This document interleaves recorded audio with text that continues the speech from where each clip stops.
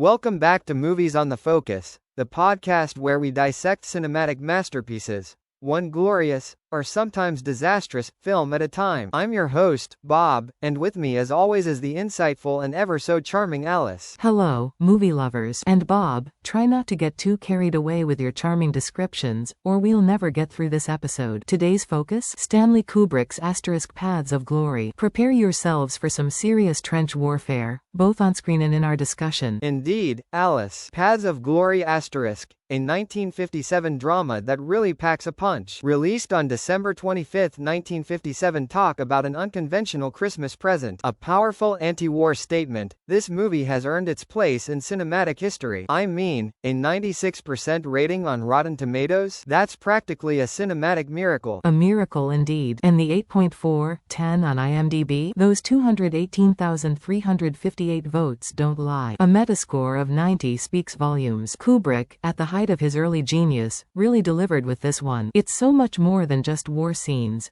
It's a biting commentary on the absurdity of war and the callous disregard for human life by those in power. Absolutely. Kirk Douglas delivers one of his best performances, and the whole cast brings a raw intensity. It's amazing to think this was nominated for a BAFTA, even if it didn't take home the prize. But let's be honest, the real awards are the accolades from critics and audiences across the decades, right? The film's runtime might be a lean 88 minutes, but every second is packed with tension. You're right. And talking about iconic scenes, well, that courtroom sequence is unforgettable. The sheer injustice and the way Kubrick builds the tension, it's a masterclass in filmmaking. And let's not forget the sheer brutality of the trench warfare scenes. They are incredibly graphic and realistic, even by today's standards. They really convey the hopeless, unrelenting grimness of the situation. Exactly. The film is a stark reminder of the futility of war and the human cost of blind obedience. It's a film that stays with you long after the credits roll. It's also interesting how Kubrick, so young at the time, crafted such a mature and impactful work. He truly was a visionary. Paths of Glory isn't just a great war film, it's a great film, period. A must-see for any film enthusiast, really. So, Bob, what's your final verdict? 5 stars. Easily. A timeless masterpiece that deserves all the praise it gets.